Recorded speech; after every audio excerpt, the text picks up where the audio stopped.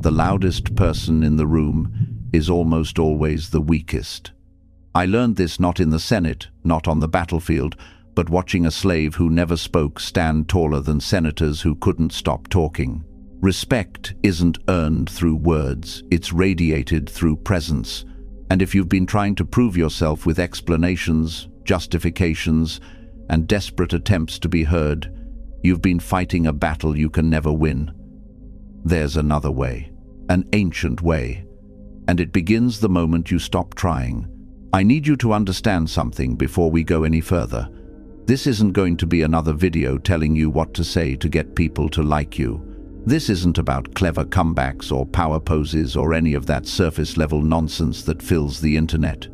What I'm about to share with you comes from a place deeper than technique. It comes from watching thousands of people, some powerful, some forgotten, and noticing the one thing that separated those who commanded respect from those who begged for it. You're here because you're tired. Not just physically tired, though I'm sure you are. You're tired of explaining yourself. Tired of defending your decisions to people who've already made up their minds. Tired of watching people who say less get heard more. Tired of feeling invisible despite speaking, dismissed despite explaining, exhausted from trying so hard to be taken seriously. And somewhere underneath all that exhaustion is a question that keeps you up at night. Why doesn't anyone respect me no matter how hard I try? Here's the truth that's going to set you free, even though it might hurt at first. They don't respect you because you're trying. Not because you're not trying hard enough. Because you're trying at all. And I know that doesn't make sense yet. We've been taught our entire lives that effort equals results, that communication is key, that if we just explain ourselves better, speak more confidently, craft the perfect argument, people will finally see our worth. But you've discovered the opposite, haven't you? The more you talk, the less people listen. The more you prove, the less they believe. The harder you try to command respect, the further it slips away. This is the great lie that's been keeping you trapped. Society has confused advocacy with strength. We've been conditioned to believe that silence is passivity, that those who don't speak up get walked over, that respect must be demanded verbally. And maybe in some specific situations, that's true. But in the deeper game of human interaction, in the invisible space where real respect is born, it's completely backwards. Here's what I'm going to show you in the next half hour or so. First, I'm going to help you understand why your greatest power lies not in what you say, but in what you no longer need to say. Then, I'm going to teach you how to recognize the silent signals that command respect, how to build unshakable inner authority, and why the most respected people you know rarely feel the need to announce their worth. And finally, I'm going to give you specific practices you can start today, not complicated techniques, but simple shifts in how you show up that will change how people experience you without you having to perform or pretend or convince anyone of anything. This is about liberation. Liberation from the exhausting performance of proving yourself. Because respect isn't a transaction you earn through performance, it's a frequency you emit through alignment. When your actions, values, and presence are unified, you create a gravitational field that draws respect effortlessly. Not because you manipulated anyone, but because you're finally telling the truth about your worth. So, let me take you back to where I first learned this lesson. Back to the slave who stood taller than senators. His name was Epictetus. No, not the philosopher who came later, this was years before. A different man entirely, but the name has always stayed with me because of what it meant. Epictetus. It means acquired one, a possession, property. He worked in the household of a senator I knew, a man named Gaius, who loved the sound of his own voice more than he loved truth or wisdom or anything else really. Gaius would host these elaborate dinner parties where he'd gather other senators and wealthy merchants, and the whole evening would be a competition to see who could dominate the conversation, who could tell the best story, who could make everyone else feel small through the sheer force of their words. I attended many of these dinners when I was younger. before I became emperor, back when I was just another face in the crowd trying to figure out how power worked. And I remember watching Gaius perform. That's really what it was, a performance. He'd interrupt constantly, correct people publicly, share his opinions on everything whether anyone asked or not. He needed to be the center of attention the way some people need air. And here's the strange thing. The more he talked, the less anyone actually listened. People would nod and smile and agree with him, but their eyes were dead. They were waiting for him to stop so they could either leave or have their own turn to perform. But Epictetus, this slave who legally had no status, no power, no voice, he would move through these rooms like water. Quiet, observant, present. He'd refill wine cups before they were empty, anticipate needs before they were spoken, move with this economy of motion that was almost meditative. And I started noticing something strange. When Epictetus entered a room, people would straighten slightly. When he was near, conversations became more honest, less performative. Senators who spent all night competing for dominance would actually pause and thank him, look him in the eye, treat him with a courtesy they didn't even show each other. One night, I watched Gaius berate another senator for nearly 10 minutes over some trivial political disagreement. Just verbal assault, really. Loud, aggressive, dominating the entire space. The other senator kept trying to defend himself, to explain, to justify his position. And the more he explained, the more Gaius attacked. It was painful to watch. And then Epictetus walked over to refill Gaius's wine cup. He didn't say a word, didn't even make eye contact, just performed this simple service with complete presence and attention.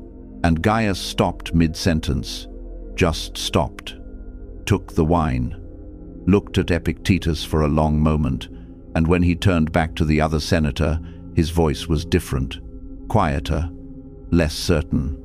The spell was broken. I couldn't stop thinking about that moment. How a slave with no words had done what none of us educated, powerful, free men could do. He'd changed the energy of an entire room through nothing but presence. And I started watching him more carefully after that, studying him the way I studied philosophy or military strategy. What was he doing that gave him this strange authority? It took me months to understand, but here's what I eventually realized. Epictetus wasn't trying to gain respect. He wasn't performing humility or playing some strategic game. He had simply done the work of aligning himself so completely that there was no gap between who he was and how he showed up. His actions matched his values. His presence matched his truth. And because there was no fragmentation, no performance, no desperate need for validation, he had a wholeness that people instinctively recognized and respected. Meanwhile, Gaius Senator, wealthy, free, powerful on paper, was fractured into a dozen different versions of himself. The version that needed to dominate, the version that feared being forgotten, the version that used volume to cover up inner emptiness. People didn't respect him. They tolerated him because he had social power, but the moment he left a room, they'd start making jokes about him. His endless talking had made him invisible. Now, I'm telling you this story not because I want you to be like Epictetus in the sense of becoming a servant or staying silent all the time. That's not the lesson. The lesson is this: real authority doesn't come from your social position or your verbal dominance or your ability to win arguments. It comes from internal congruence. It comes from being so aligned within yourself that you don't need external validation to know your worth. And when you have that, when you're whole in that way, people feel it before you ever open your mouth. I saw this pattern repeat itself over and over throughout my life. In the army, the commanders everyone feared were usually the ones who shouted constantly, who used aggression and volume to maintain control. But the commanders everyone respected, the ones soldiers would actually die for, those were the quiet ones. The ones who spoke so rarely that when they did, everyone listened, not because they were calculating or strategic about it, but because they'd done the internal work of becoming so clear on their own values that they didn't need to convince anyone of anything. They simply were, and everything around them oriented accordingly. I knew a general once. I'm not going to tell you his name because some stories need to remain private, but this man commanded 30,000 men. 30,000. And in 3 years of service under him, I heard him raise his voice exactly once. Want to know when? He was laughing at a joke one of his soldiers told. That's it. That's the only time. Battles were won. Mutinies were prevented. Discipline maintained. Respect absolute. And he almost never spoke above a conversational tone. Meanwhile, there were other generals who would scream themselves hoarse every single day, trying to motivate their troops, trying to assert dominance, trying to prove they were in charge. And you know what happened? Their men learned to tune them out. The shouting became background noise. They'd nod and comply on the surface, but there was no real respect there, no genuine loyalty, just fear and obligation, which evaporates the moment circumstances change. The quiet general, I watched him once when we were facing a potential rebellion. One of the legions was getting restless, lots of complaints about food and payment, the kind of grumbling that can turn dangerous very quickly. The other generals wanted to crack down hard, make an example of the ringleaders, show strength through punishment. But this general just walked into the camp alone. No guards, no weapons visible, just walked in and sat down with the angry soldiers. And he listened. For hours. He didn't defend, didn't justify, didn't argue, just listened with complete presence and attention. And then, when they were finished, when they'd said everything they needed to say, he spoke. Maybe 5 sentences total. I wasn't there, so I don't know the exact words, but the soldiers who were told me it was something like, "I hear you.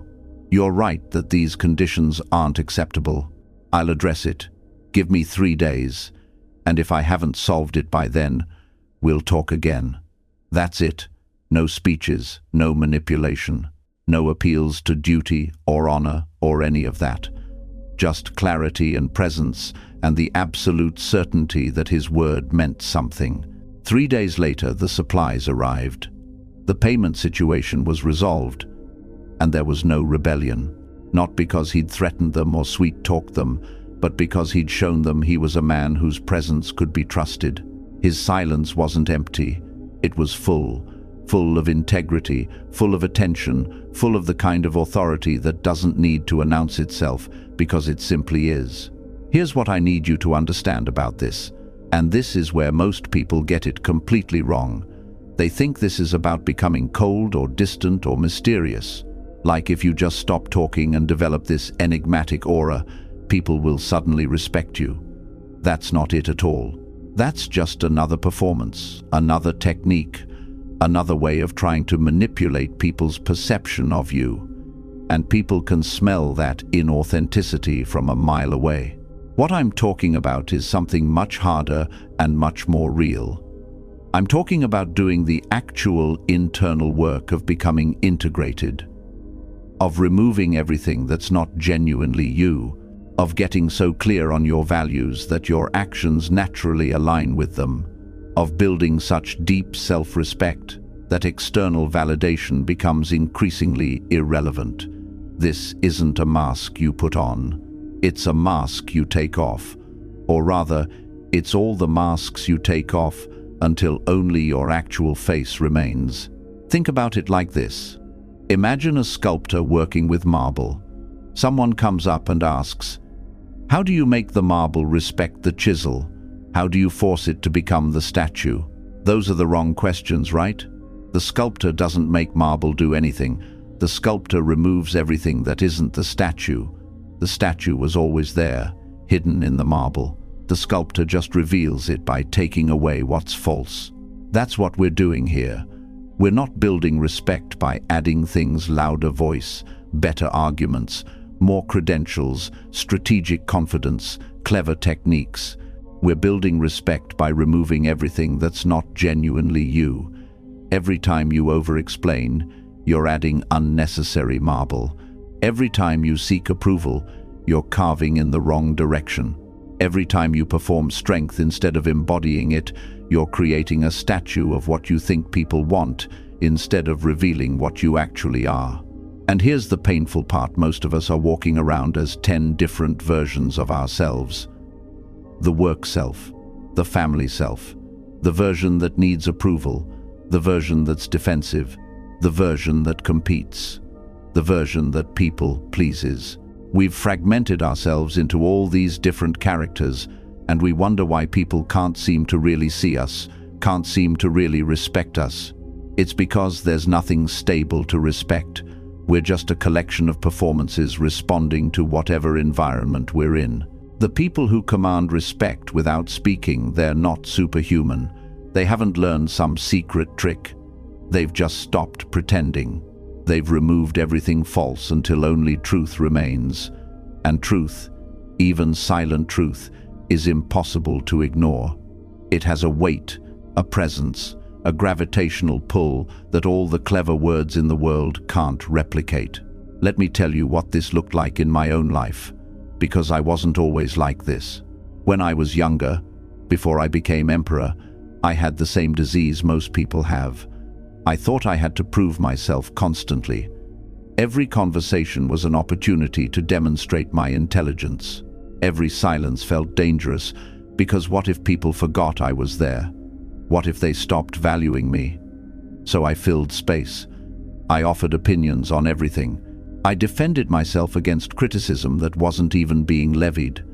I explained my reasoning even when no one asked. I was exhausting to be around, honestly, though I didn't realize it at the time. And here's what's strange. The more I tried to prove I was wise, the less wise I seemed. The more I tried to prove I was strong, the weaker I appeared. The more I tried to prove I deserved respect, the less respect I received. It was like trying to hold water in your hands by squeezing tighter. The tighter you grip, the faster it runs through your fingers. I remember there was this one senator, older guy, who barely said anything in our meetings. While everyone else, including me, was competing to be heard, he'd just sit there, observing. Occasionally he'd ask a question, but mostly he just listened.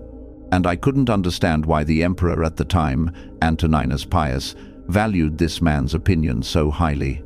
He wasn't giving speeches. He wasn't demonstrating his knowledge. He was just there. One day, after a particularly contentious meeting where I'd argued passionately for my position and won the argument, I thought Antoninus pulled me aside, and he said something I'll never forget.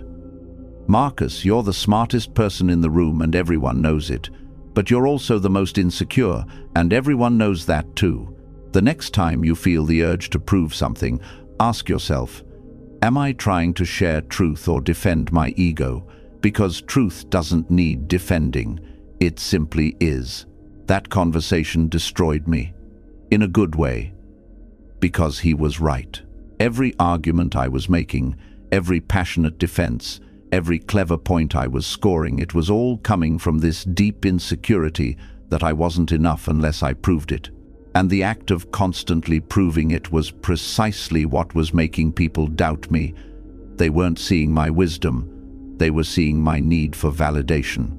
And need, real desperate need, repels.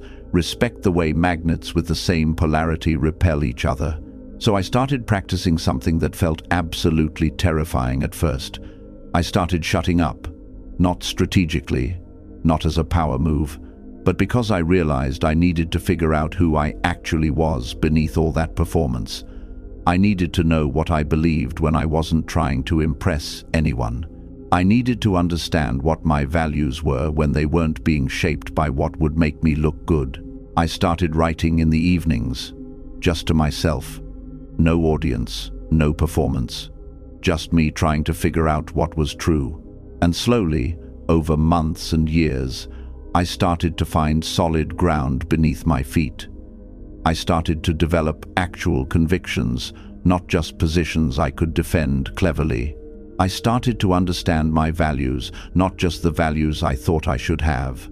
And as that internal foundation solidified, something strange happened. I needed external validation less and less. The less I needed it, the more I received it. Not because I'd figured out some psychological trick, but because I'd finally become someone real, someone whole, someone who didn't change depending on who was in the room. And people, even people who disagreed with me, started treating me differently, with more respect, more trust, more genuine attention. By the time I became emperor, I'd learned something crucial. The moments I felt most powerful were never the moments I was speaking. They were the moments I was so present, so aligned, so clear in myself that words became unnecessary. I could walk into a room of arguing senators, and the argument would settle, not because I demanded it, not because I threatened anything, but because my presence created space for something other than noise.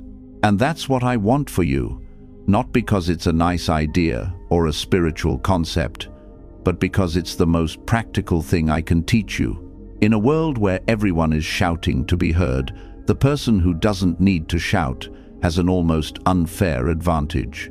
In a culture where everyone is performing their worth, the person who simply embodies their worth becomes magnetic.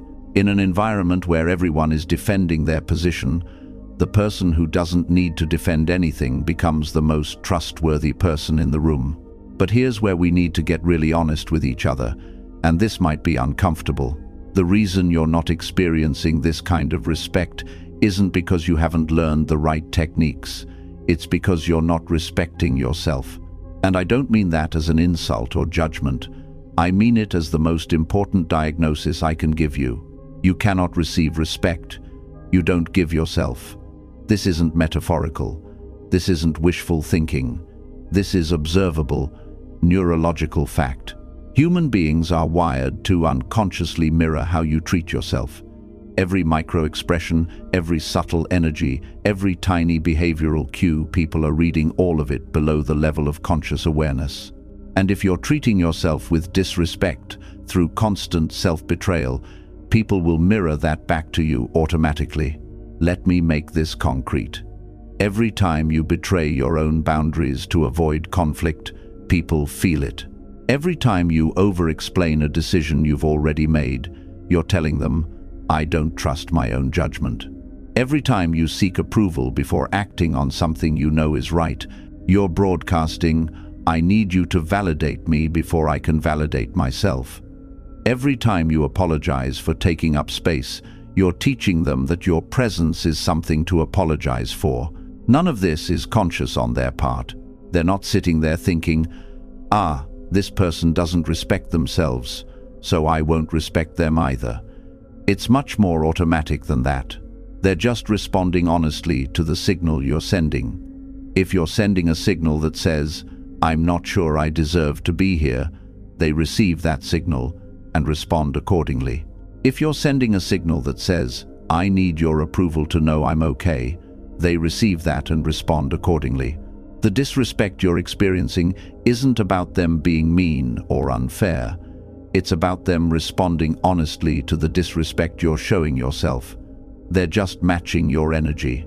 And this is actually the best news possible, because it means you're not at the mercy of others' opinions. You're not powerless. You're in control of the signal you're sending. Change your self-respect, and the respect you receive changes automatically, not through manipulation, but through honest resonance. So how do you build real self-respect? Not the fake kind where you just tell yourself affirmations, not the performative kind where you act confident, but the real, bone-deep, unshakable kind that radiates naturally. It starts with understanding where self-respect comes from in the first place. Self-respect is born in the small moments when you honor your own truth, even when it's inconvenient. It's born when you set a boundary and hold it, even though holding it feels uncomfortable. It's born when you keep a promise to yourself, even though no one else would know if you broke it. It's born when you choose integrity over approval, truth over comfort, alignment over belonging. Every single time you do this, every time you choose yourself, even when it costs you something, you make a deposit in your self-respect account. And every time you betray yourself, every time you say yes when you mean no, Every time you shrink to make others comfortable, every time you perform a version of yourself that isn't real, you make a withdrawal from that account. Most people are running on empty. They've been making withdrawals their entire lives without making deposits. They've been betraying themselves so consistently in the name of gaining external approval that they've lost touch with what real self-respect even feels like. And then they wonder why no one respects them. But people can only give you what you're energetically set up to receive. If your self-respect account is empty, you literally can't receive respect from others. It would be like trying to pour water into a cup that has no bottom. So the real work, isn't learning what to say or how to act or what techniques to deploy. The real work is internal. It's rebuilding your self-respect through consistent action. It's learning to treat yourself with the same dignity and consideration you'd treat someone you deeply respect.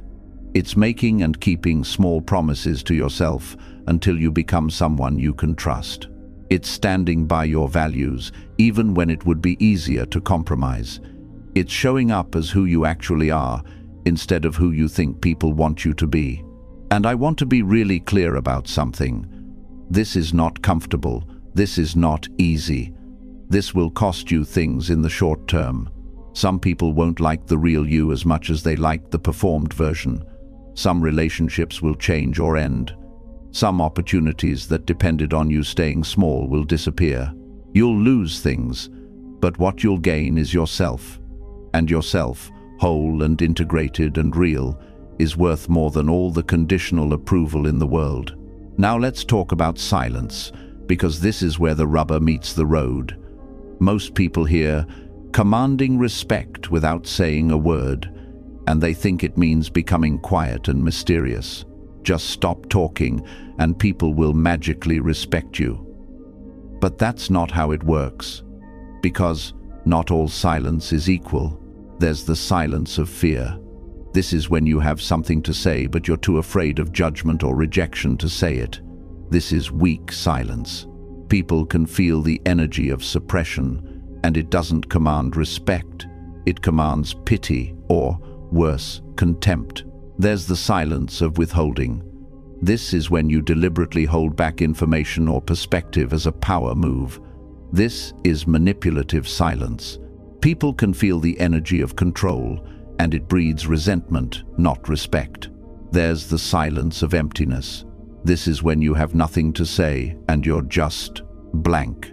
This is boring silence. People feel the absence of presence, and it doesn't register at all. And then there's the silence of fullness. This is when you could speak, you have thoughts, insights, value to add, but you choose not to because the moment doesn't need it. This is powerful silence.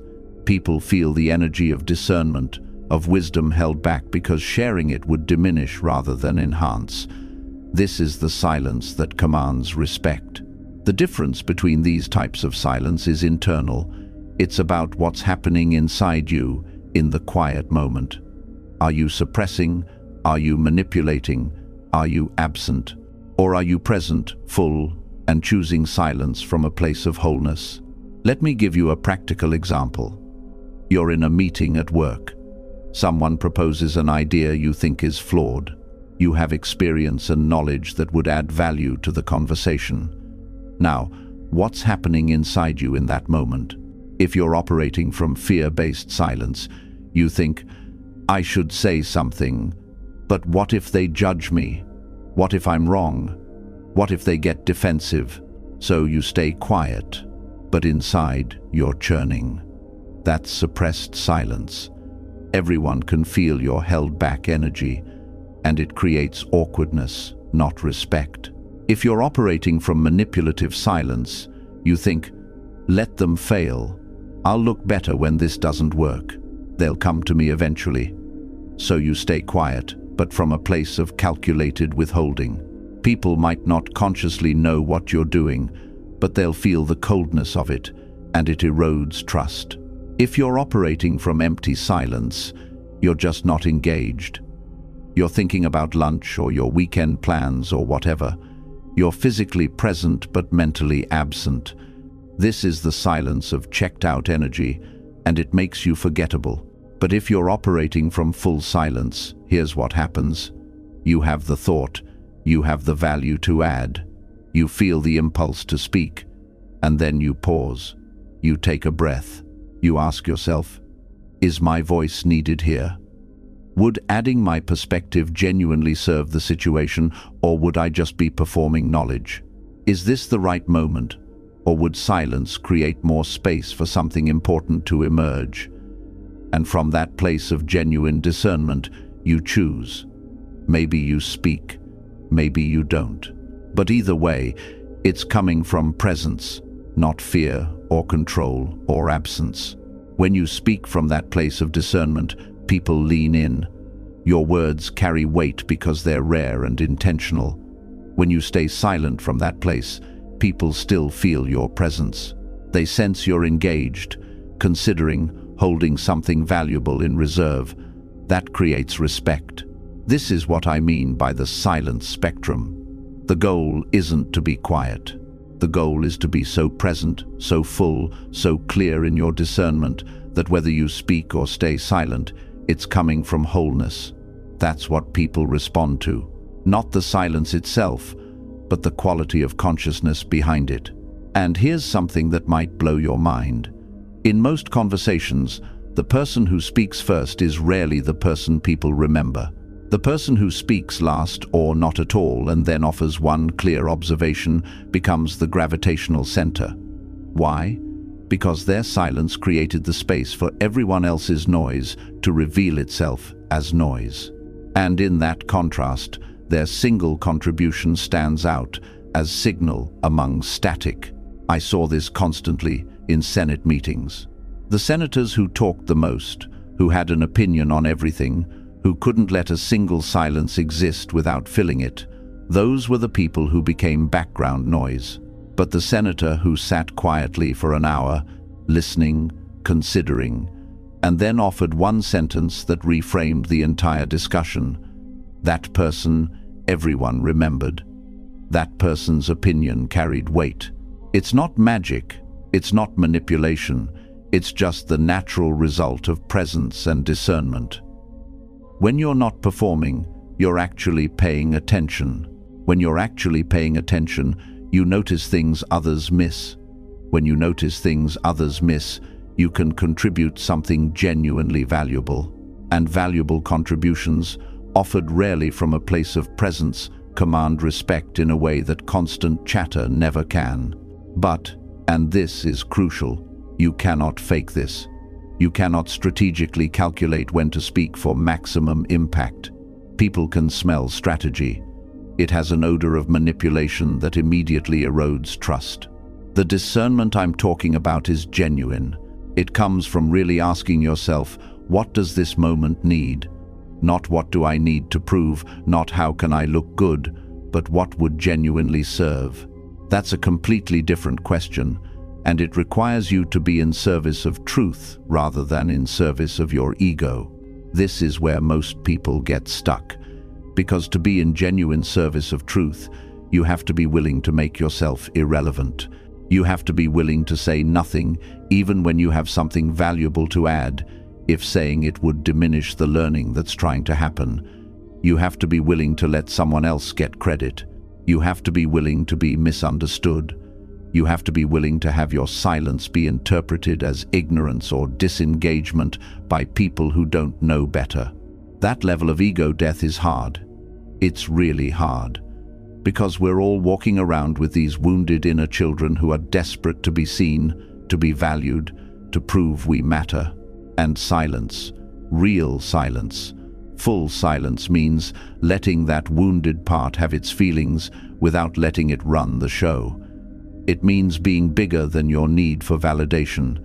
I'm not going to lie to you and say, I've perfected this. I haven't. Even as emperor, even after decades of practice, I still have moments where my ego wants to jump in and prove something.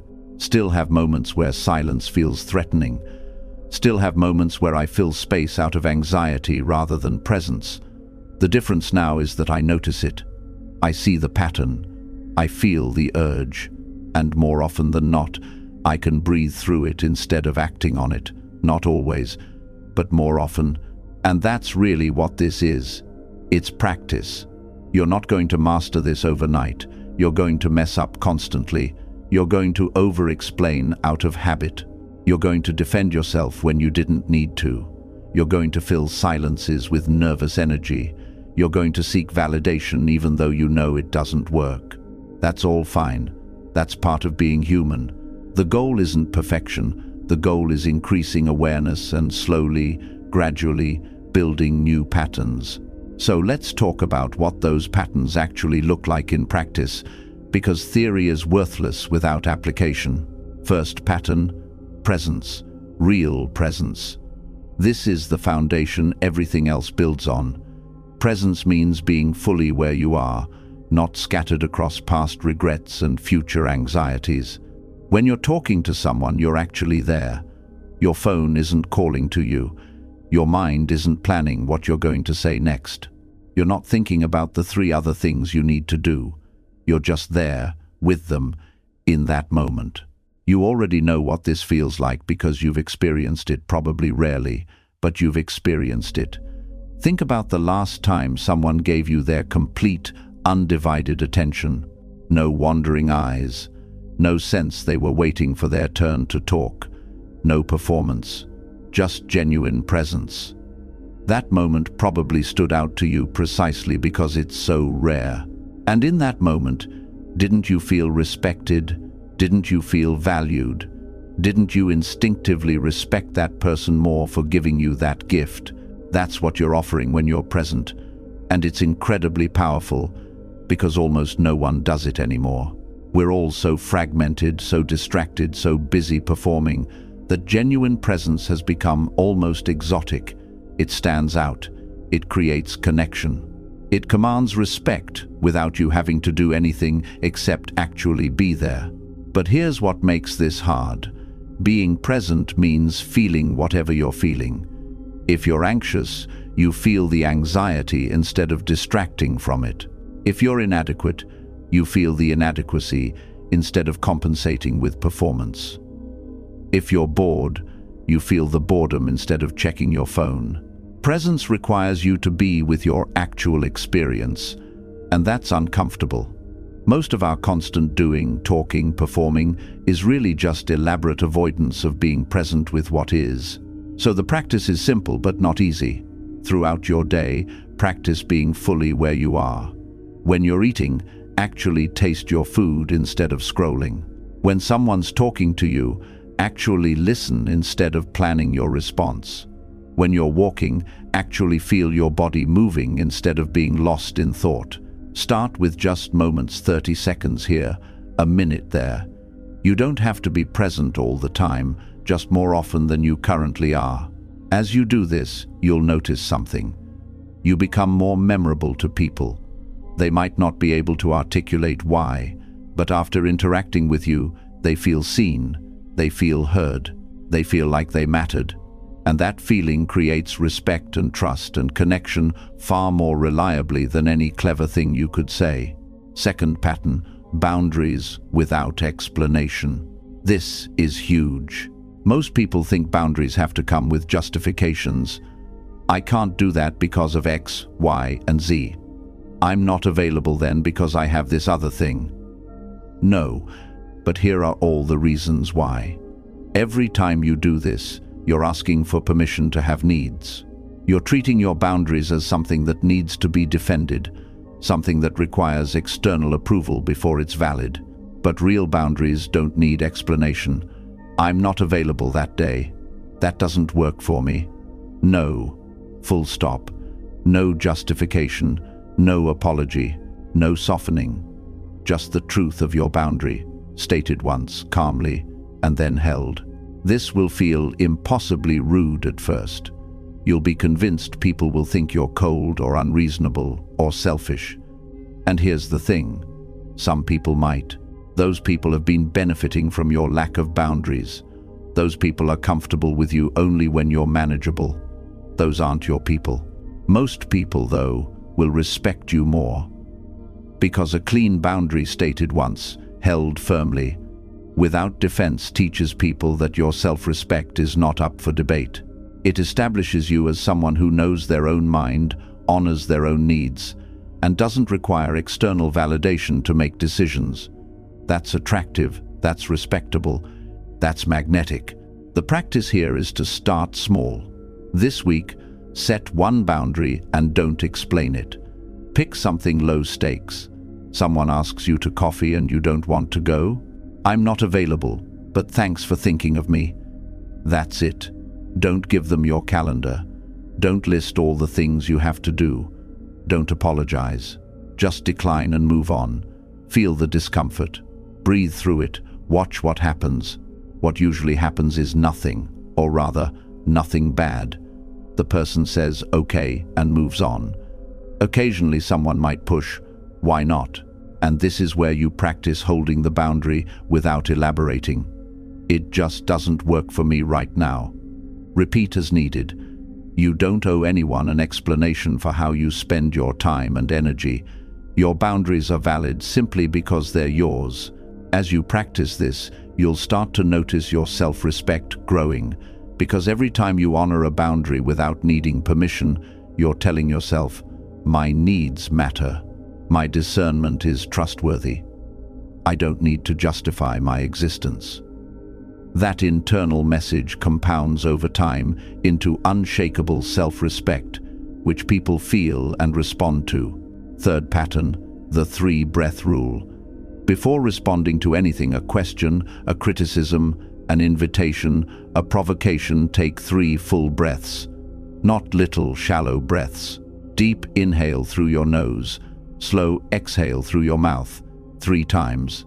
Only then respond, or choose not to respond at all. This creates a gap between stimulus and response, and that gap is where your power lives. Most people are purely reactive. Something happens, they immediately respond based on conditioning, ego, fear, whatever. This means they're being controlled by external circumstances. They're giving their power away without even realizing it. The 3 breaths give you back sovereignty. In that pause, you can choose. You can ask yourself, do I actually need to respond to this? If so, what would be most true and most useful? Am I about to speak from ego or from center? This kind of conscious choice is the difference between being tossed around by life and moving through life with intention. And here's what people notice. When you pause before speaking, they start to lean in, because your words are clearly coming from consideration, not reaction. Your silence carries weight because it's obviously intentional. When you do speak, it matters because it's rare and chosen. This transforms your relationships almost immediately because you stop being predictable and reactive and start being present and intentional. The practice is exactly what it sounds like. Starting today, before you respond to anyone about anything, 3 breaths. Yes, it will slow down conversations. Yes, some people might think it's weird at first. Let them. Your quality of presence matters more than their momentary confusion, and what you'll find is that most of your responses become better, clearer, more truthful, more aligned. And sometimes, after 3 breaths, you realize you don't need to respond at all, and that silence says everything that needs to be said. 4th pattern, the integrity audit. Every night before sleep, ask yourself one question. Did I compromise my values today to gain approval? Be honest, no judgment, just observation. If the answer is yes, don't beat yourself up. Just note what triggered it and what you'll do differently tomorrow. This practice keeps you aligned over time, because you start to notice the patterns. You start to see the specific situations where you betray yourself. Maybe it's with your boss. Maybe it's with your parents. Maybe it's in romantic relationships. Maybe it's in groups. Everyone has their specific triggers, the situations where they shrink, perform, betray their truth to avoid conflict or win approval. Once you see the patterns, you can start to interrupt them. Not perfectly, not all at once, but gradually. You can catch yourself in the moment of compromise and choose differently. Wait, I'm about to say yes when I mean no. I'm about to explain myself when I don't need to. I'm about to perform confidence instead of being honest. Let me try something different. This is how real transformation happens. Not through big dramatic breakthroughs, but through small daily choices to honor yourself instead of betraying yourself. Every single time you do this, every time you choose integrity over approval, your self-respect grows. And as your self-respect grows, the respect you receive from others grows with it. Not because you're manipulating anyone, but because you're becoming someone who is genuinely respectable. The practice is simple. Just ask the question every night. Did I compromise my values today to gain approval? Be specific. Write it down if that helps. And if the answer is yes, extend compassion to yourself while also committing to trying differently tomorrow. This isn't about perfection or self-judgment. It's about awareness and gradual course correction. Fifth pattern, the conversation fast. Once a week or more often, if you're brave, attend a social gathering or meeting and speak 50% less than you normally would. Not because you're hiding, not because you're being strategic, but because you're listening, fully, deeply, without planning your response while others talk, without waiting for your turn, just pure, open listening. This is almost impossibly hard at first because we're so conditioned to perform in social situations.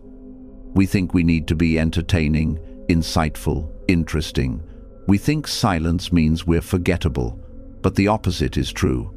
When you're genuinely listening, when you're present without agenda, you become magnetic, because people so rarely experience being truly heard that when they do, they remember it. They remember you. And here's the surprising part. People will often seek you out afterward. They'll say things like, "You're such a great listener," or "I felt really heard." They'll remember you more than people who talked 3 times as much. This is the paradox of presence. By making yourself less central, you become more memorable.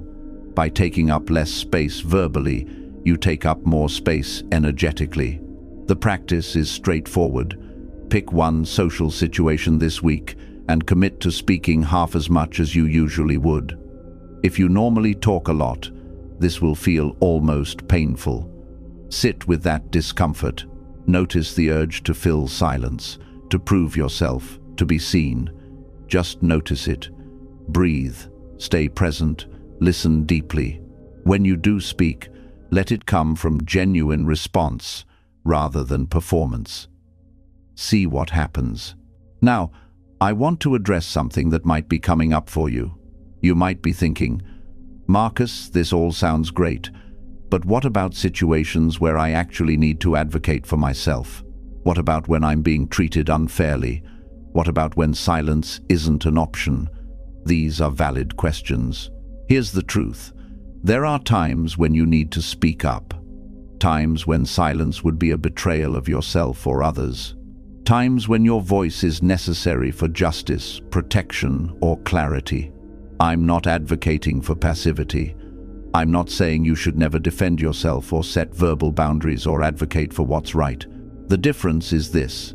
When you've done the internal work of building real self-respect, when you've cultivated genuine presence and discernment, your advocacy comes from a completely different place. It's not desperate. It's not defensive. It's not trying to convince anyone of your worth. It's simply stating truth and setting boundaries from a place of groundedness. Think about it this way. If someone disrespects you and you immediately launch into a defensive explanation of why they're wrong and why you're right and why they should respect you, what are you actually communicating? You're communicating that their disrespect destabilized you, that their opinion matters more than your own, that you need them to change their mind before you can be okay. That's the energy of weakness, and it invites more disrespect. But if someone disrespects you and you simply observe it, maybe pause for 3 breaths, and then calmly state, "That's not acceptable," or You're entitled to your opinion, but I'm not interested in engaging with disrespect. And then either change the subject or remove yourself. What are you communicating? You're communicating that their disrespect didn't destabilize you, that their opinion, while noted, doesn't define you, that you have such strong self-respect that their attempt to diminish you just bounced off. That's the energy of strength, and it changes the dynamic immediately. The key is this: you're not trying to convince them of anything. You're not arguing for your worth. You're simply stating reality and maintaining your boundary. Whether they get it or not is their business. Your job is just to honor yourself and move accordingly. This is what I mean by commanding respect without saying a word, or rather, without saying many words. When you do speak, it's from center. It's from truth. It's from such deep self-respect that external validation is irrelevant, and that quality, that energy, is what commands respect. Not the specific words you use, but the consciousness behind them. Let me give you a personal example. There was a time when a rival senator publicly questioned my fitness for leadership, just attacked my character in front of everyone, implied I was weak, unfit, not truly Roman. The old version of me, the version that needed everyone's approval, would have launched into this passionate defense, would have listed all my qualifications, my service, my lineage, my accomplishments, would have argued and proven and demonstrated until everyone agreed he was wrong. But by this point in my life, I'd learned better. So I just looked at him, didn't say anything for what felt like a very long time, just held his gaze calmly. And then I said, "I hear you," and turned to the next matter of business. That's it. 2 words and a subject change. You know what happened? His attack fell flat, because I didn't give it energy. I didn't fight it or defend against it or try to convince anyone. I just acknowledged it and moved on, as if his opinion of me was too irrelevant to warrant response. And the other senators noticed. They saw his aggression meet my calm and just dissipate. His attack made him look small and reactive. My non-response made me look grounded and secure. Did he respect me after that? Probably not. He was too invested in his position, but everyone else in that room saw the dynamic clearly. They saw what real authority looks like versus what performance looks like. And from that day on, nobody took his criticisms of me seriously, not because I'd defeated him in argument, but because I'd demonstrated through my presence that his attacks couldn't touch me. That's the power I'm trying to point you toward. Not the power to win arguments, but the power to be so grounded in yourself that attacks become irrelevant. Not the power to convince everyone to respect you, but the power to respect yourself so deeply that others' opinions lose their grip on you. And paradoxically, when you stop needing respect, when you stop chasing it, when you stop trying to prove you deserve it, that's when you start receiving it naturally. There's something else I need to tell you, and this is where we get into territory that might make you uncomfortable. Most over-talking, most of this desperate need to prove yourself, most of this exhausting performance, it's not really about communication. It's a trauma response. Somewhere in your past, probably early, you learned that you had to earn your place at the table through performance, explanation, or entertainment. Maybe you had parents who only gave attention when you achieved something. Maybe you had siblings you had to compete with for recognition. Maybe you were bullied and learned that being quiet meant being invisible, which meant being vulnerable. Maybe you were praised for being articulate and learned to equate your worth with your ability to speak well. Everyone's story is different, but the pattern is the same. Silence came to feel dangerous because silence meant invisibility, and invisibility meant you didn't matter. So you developed this strategy of filling space with words. And it worked, sort of, when you were younger. It got you attention, recognition, validation. But now you're older, and that same strategy is backfiring. The more you talk, the less people listen. The more you prove, the less they believe. And you're stuck in this pattern because beneath the pattern is a wound that hasn't healed. The wound that says, "I'm not enough as I am. I need to add value constantly or I'll be forgotten. I'm telling you this not to make you feel bad, but to help you understand what you're actually working with.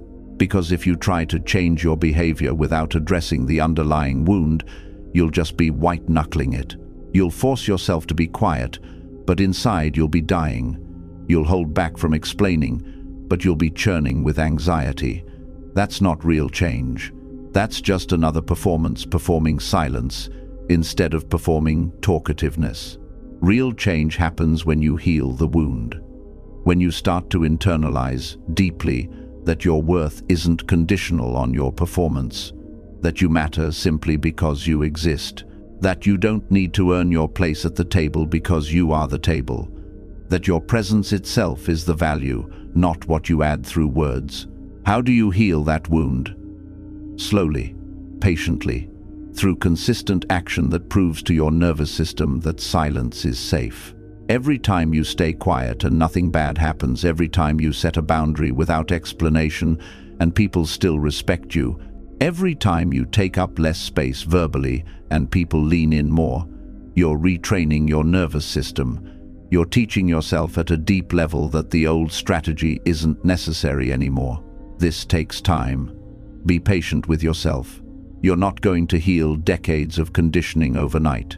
You're going to backslide. You're going to have moments where you fall into old patterns. That's fine. That's part of the process. The goal isn't perfection. The goal is gradually expanding your capacity to be present, to be silent, to be yourself, without the performance. And every time you do this, even imperfectly, you're healing. Let me tell you what happened for me as I worked with this over the years. The anxiety about silence gradually decreased. The urge to prove myself gradually quieted. The need for external validation gradually loosened its grip.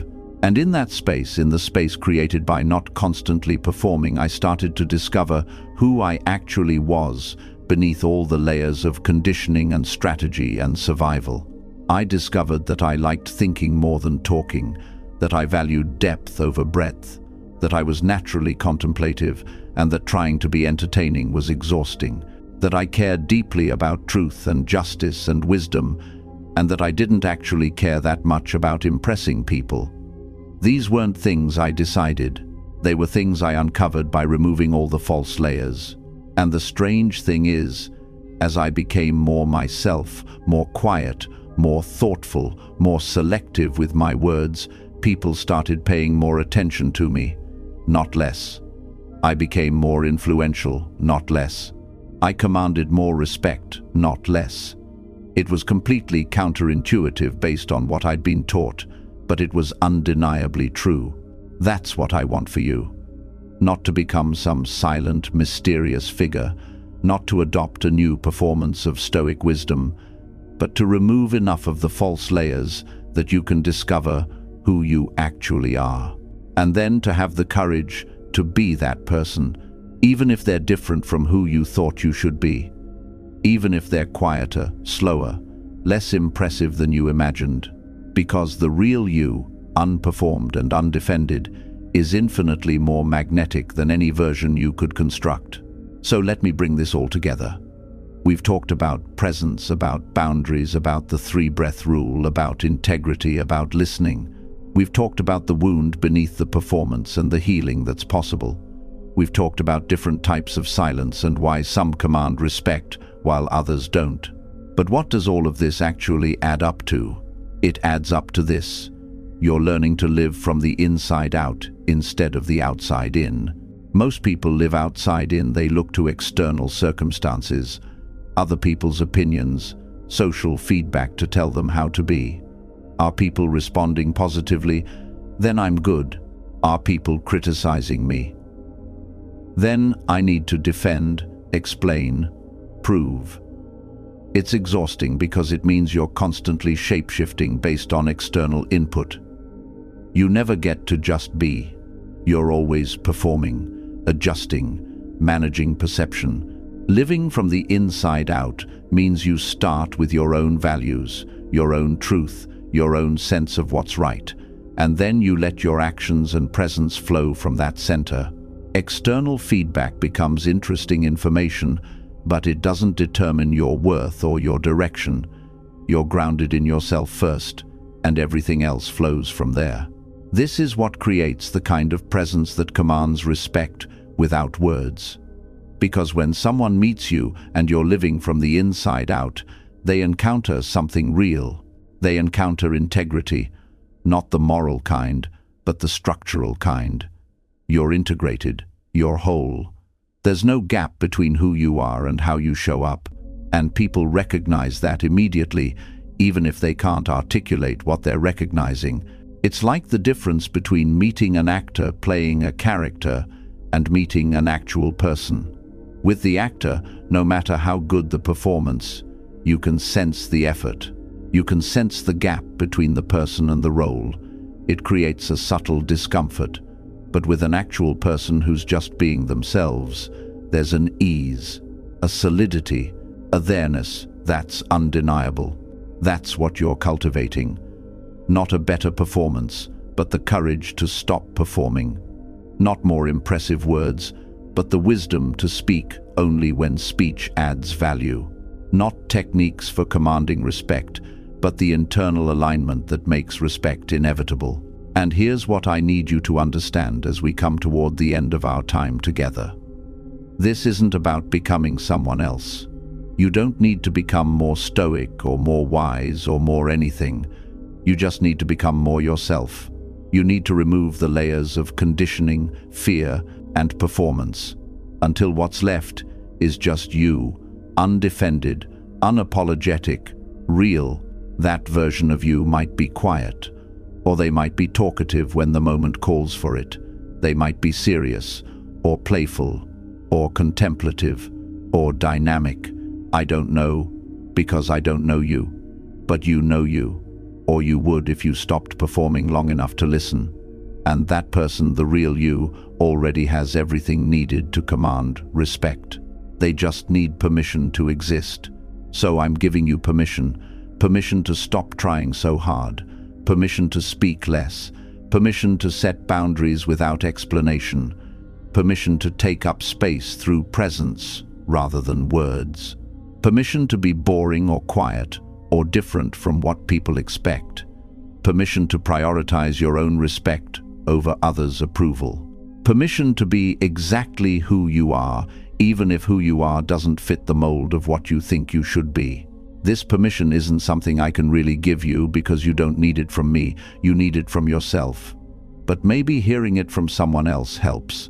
Maybe knowing that an emperor who ruled the most powerful civilization on Earth is telling you that your worth isn't tied to your performance. Maybe that gives you just enough courage to start trying differently. Because here's what I've learned after all these years. The people who changed the world, who left lasting impact, who commanded genuine respect, they weren't the loudest or the most impressive or the most eloquent. They were the most aligned. They were the ones who knew who they were and had the courage to be that, regardless of external pressure. Their power came from congruence, not performance. You can have that too. Not tomorrow. Not after you finish some self-improvement program or master some technique. Right now. This moment. You can choose to be more present. You can choose to speak less and listen more. You can choose to set a boundary without explanation. You can choose to pause 3 breaths before responding. You can choose to prioritize your own respect over someone else's approval. These aren't big dramatic choices. They're small, moment-by-moment choices that compound over time into a completely different way of being. And that way of being grounded, present, aligned, that's what commands respect, without you having to say a word. Not because of some technique or trick, but because you've finally become someone respectable. Not respectable by external standards, but by the only standard that matters, your own. So here's what I want you to do. Not later, not when you feel ready, right now. I want you to take 3 deep breaths with me. Really, wherever you are, whatever you're doing, just pause and breathe with me. Inhale slowly through your nose. Hold it for a moment. Exhale slowly through your mouth. That's 1. Again. Inhale, hold, exhale. That's 2. One more time. Inhale deeply. Hold it. Exhale completely. That's 3. How do you feel? Different, right? Even slightly. That's presence. That's you coming back to yourself from wherever your mind had scattered to. That's the feeling of being grounded in your body instead of lost in your thoughts. And that feeling, that's what other people sense when you're truly present. That's what they respect. You already have everything you need. You just need to clear away everything that's in the way, every explanation that's unnecessary, every justification that weakens your position, every performance that distances you from yourself, every approval seeking that gives your power away. Clear all of that. And what's left is presence. And presence is power. Let me leave you with this final thought. Something I wrote in my journals years ago and keep coming back to when I forget who I am beneath all the roles and expectations. You're not broken. You've just been misled. You've been taught that you need to earn your worth through performance, that silence is weakness, that respect must be demanded. None of that is true. Your worth is inherent. Silence from fullness is strength, and respect is inevitable when you finally stop betraying yourself and start honoring the truth of who you are. You don't need to become anything other than what you already are beneath the conditioning. You just need to remove the mask and let people see your actual face. That face, that presence, that truth, it's more than enough. It's everything. And if you felt something shift in you while watching this, if something resonated or challenged you, or gave you a glimpse of a different way of being, I'd be honored if you'd leave a comment sharing which practice you're going to start with. I read them, not out of obligation, but because I'm genuinely curious about your journey. Your commitment to this work, even if it's messy and imperfect, helps other people feel less alone in their own process. And if you want to continue this conversation, if you want more reminders that you don't need to perform or prove or explain your way into worth, then subscribe. Not because I need the validation of numbers, I genuinely don't, but because you deserve regular reminders that you're not too much or too little, you're not failing or behind. You've just been playing by rules designed to keep you small and uncertain. The door is open. The permission is given. All that's left is for you to walk through it, into whatever version of yourself has been waiting patiently beneath all the performance and fear. That version is already whole, already worthy, already respectable. They just need you to stop abandoning them in favor of the version you think people want. So stop abandoning yourself. Come home. The respect you've been seeking has been there all along, waiting for you to finally believe you deserve it. Thank you for being here. Thank you for listening. Thank you for having the courage to consider that maybe, just maybe, there's another way. That's not a small thing. That's everything. Now, go practice. Imperfectly, messily, courageously. I'll be here when you need another reminder.